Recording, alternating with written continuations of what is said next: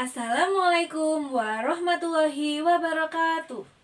Hai anak-anak, bagaimana kabarnya kalian di rumah? Semoga kalian di rumah dalam keadaan sehat. Anak-anak, bertemu lagi dengan Bu Siska di pembelajaran hari ini.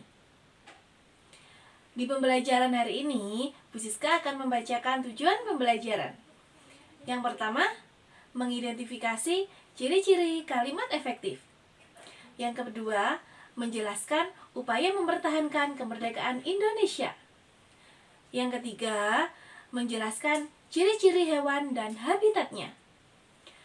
Yang keempat, menjelaskan bagaimana cara hewan menyesuaikan diri dengan lingkungannya. Yang kelima, menjelaskan tari indang. Yang keenam, menjelaskan manfaat persatuan dan kesatuan serta akibat dari persatuan dan kesatuan. Anak-anak, di materi pembelajaran ini kita akan membahas tentang tema 2 subtema 2, yaitu bekerja sama mencapai tujuan. Nah, setelah proklamasi kemerdekaan Indonesia pada tanggal 17 Agustus 1945,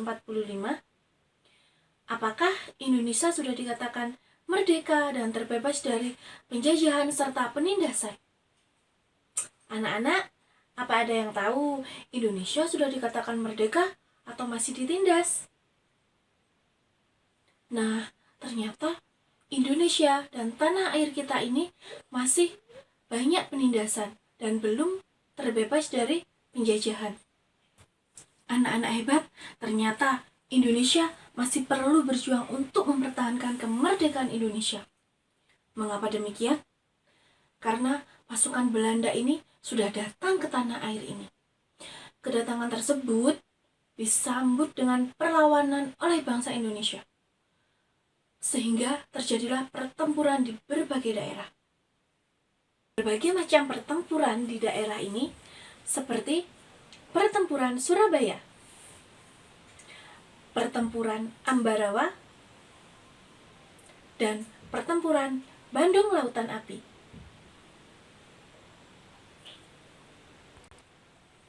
Nah, anak-anak hebat, tahukah kalian semua, selain rakyat Indonesia bekerja sama untuk mempertahankan kemerdekaan Indonesia melalui perlawanan pertempuran itu tadi, ada juga melalui diplomasi. Anak-anak ada yang tahu apa itu diplomasi? Pintar sekali, anak-anak hebat sekali. Nah, diplomasi itu adalah melalui perundingan dan perjanjian, seperti Perjanjian Linggarjati, Perjanjian Renville, Perjanjian Rumroyen, dan KMB atau Konferensi Meja Bundar. Nah, setelah melalui perlawanan dan diplomasi tadi, anak-anak boleh mencari tahu tokoh-tokoh bagaimana kejadiannya melalui buku tema 2 atau melalui medsos, media sosial. Anak-anak boleh mencari tahu. Nah, sebelum mencari tahu dan mencari informasi tentang perlawanan, anak-anak coba perhatikan adik Simba sebelum mencari informasi di medsos atau di buku tema tentang perlawanan rakyat Indonesia untuk mempertahankan kemerdekaan Indonesia. Nah, adik Simba adalah beberapa kata tanya yang digunakan untuk mengiring penemuan lebih mendalam atau mendetail serta upaya agar kita dapat berbicara atau menulis lebih terarah. A. Apa? Di mana? K. Kapan? Si. Siapa? M. Mengapa? Dan Ba. Bagaimana? Nah, sebelum anak-anak semua mencari informasi tentang perlawanan melalui buku atau media sosial, anak-anak harus memperhatikan tulisan melalui kalimat efektif. Ada yang masih ingat apa itu kalimat efektif? Nah, kalimat efektif adalah kalimat yang mengandung gagasan pembicara atau penulis yang terdiri atas kata-kata yang mempunyai unsur SPOK. Subjek, predikat, objek, dan keterangan. Nah, ciri-ciri kalimat efektif yaitu yang pertama, memiliki unsur penting atau pokok, subjek, dan predikat. Yang kedua, menggunakan struktur bahasa yang tepat. Yang ketiga, memenuhi kaidah ejaan yang berlaku. Yang keempat, menggunakan pilihan kata atau diksi yang tepat dan sesuai kebutuhan. Anak di rumah, silakan kalian semua membuat tulisan tentang upaya mempertahankan kemerdekaan Indonesia dengan memperhatikan dan menggunakan kalimat efektif. Kalian semua sudah tahu bahwa upaya untuk mempertahankan kemerdekaan Indonesia dilakukan melalui pertempuran dan diplomasi. Untuk mencapai kesepakatan agar tujuan diplomasi tercapai, maka diperlukan kerjasama, persatuan, dan kesatuan dari semua pihak. Nah, kerjasama merupakan hal yang penting untuk mencapai suatu tujuan. Kemerdekaan yang diraih oleh bangsa Indonesia tidak lepas dari makna yang terkandung dalam sila ketiga. Anak-anak masih ingat bunyi sila ketiga itu apa? Tepat sekali. Sila ketiga yaitu Persatuan Indonesia. Nah, untuk meningkatkan semangat persatuan dan kesatuan pada masa penjajahan, ada yang tahu semboyan apa yang sering diucapkan? Semboyannya adalah bersatu kita teguh, bercerai kita runtuh. Apa? Persatuan dan kesatuan itu sangat penting melalui semboyan tadi. Bersatu kita teguh, bercerai kita runtuh. Nah, persatuan dan kesatuan itu sangat penting bagi kita karena yang pertama, kita tidak mudah diadu domba. Yang kedua, sikap saling menghormati dan menghargai semakin terpupuk. Yang ketiga, tumbuh menjadi bangsa yang berani dalam menghadapi berbagai halangan. Apa yang terjadi jika persatuan dan kesatuan di Indonesia itu tidak ada? Yang terjadi adalah pertikaian di mana-mana, sikap saling bermusuhan, dan saling terjadinya perkelahian. Supaya persatuan dan kesatuan tetap terjaga, maka perlu diterapkan sikap-sikap persatuan dan kesatuan dalam kehidupan sehari-hari. Seperti rasa saling tolong-menolong, cinta kita kepada tanah air, menghargai dan menghormati, serta berkomunikasi dengan baik dengan siapapun. Anak-anak hebat, tahukah kalian semua, ternyata beberapa hewan juga melakukan kerjasama, persatuan, dan taktik agar mereka dapat menyesuaikan diri dengan lingkungannya. Dan bagaimana sih cara hewan menyesuaikan diri dengan lingkungan, tempat tinggal atau habitatnya? Anak-anak, silakan cari tahu ciri khusus dan habitat hewan pada gambar berikut ini. Ayam, bebek, ikan, katak. Adapun ciri khusus pada ayam. Ayam merupakan hewan unggas atau hewan bersayap. Ayam memiliki bulu dan bertelur. Ayam juga memiliki paruh dan ayam juga merupakan hewan omnivora. Ayam bisa tinggal di habitat buatan atau habitat alami.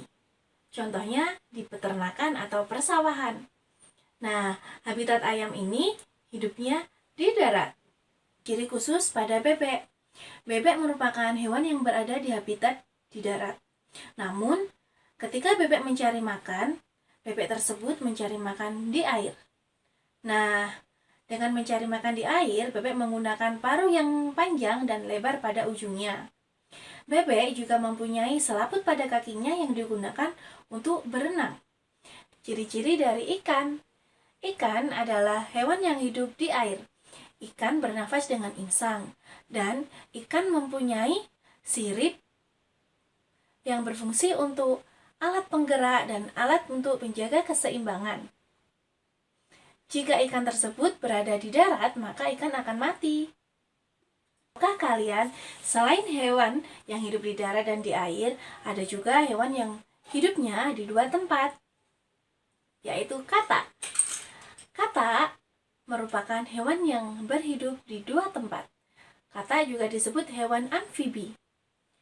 Katak ini juga mempunyai kaki yang berselaput yang digunakan untuk berenang.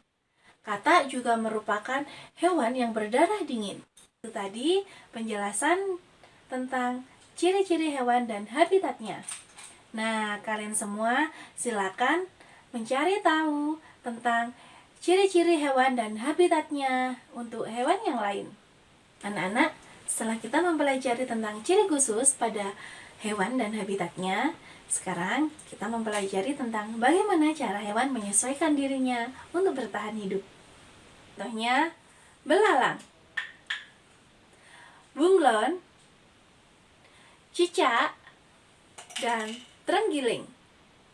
Belalang ini untuk mempertahankan diri dan menyesuaikan dirinya dengan cara kamuflase. Anak-anak ada yang tahu kamuflase itu apa? Nah, kamuflase adalah hewan yang menyesuaikan diri dengan kondisi tempat yang sesuai dengan tubuhnya. Contohnya, belalang sembah. Belalang sembah ini menyesuaikan dengan warna daun untuk mempertahankan atau melindungi dirinya. Bunglon mempertahankan diri dan menyesuaikan dirinya dengan cara mimikri. Nah, mimikri adalah menyesuaikan diri dengan mengubah bentuk dan warna kulitnya sesuai tempat tinggalnya. Contohnya, ketika bunglon berada di ranting atau kayu, bunglon ini berubah menjadi warna sesuai dengan kayu atau warna coklat. Ketika bunglon berada di tanaman atau di daun-daunan, bunglon ini berubah dengan warna hijau. Cicak mempertahankan dirinya dengan cara memutuskan atau melepaskan ekornya. Memutuskan atau melepaskan ekornya disebut dengan autotomi. Nah, ekor cicak yang setelah putus bisa tumbuh kembali loh. Terenggiling. Ada yang tahu terenggiling mempertahankan dirinya dengan cara apa? Nah, hebat sekali anak-anak. Terenggiling ini mempertahankan diri dan menyesuaikan dirinya dengan cara menggulungkan dirinya atau tubuhnya dengan membentuk spiral.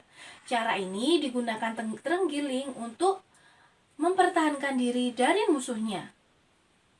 Anak semua, silakan cari tahu hewan yang lainnya untuk menyesuaikan diri dan bertahan hidup. Nah, silakan cari tahu siput dan cumi-cumi bagaimana cara mempertahankan diri dan menyesuaikan dirinya. Tahukah kalian ternyata kerjasama dan persatuan itu juga sangat penting ketika kalian semua menampilkan tari secara berkelompok.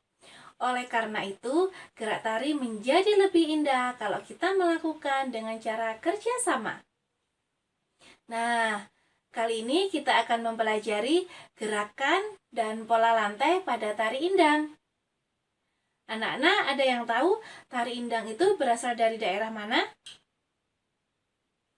Tari indang berasal dari daerah Sumatera Barat. Nah, selanjutnya amati gerakan tari indang.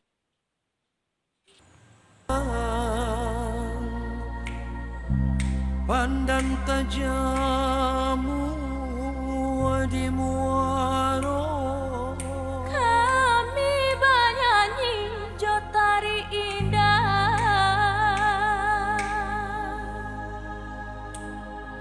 pau be hati urang nanti bo. ampun jo maaf oi kami punkan padodun sana ale ala tibo samula salam oi kami ucapkan kami baindang nan mudo-mudo Indang kadi tarikan salam bajawe onde ganti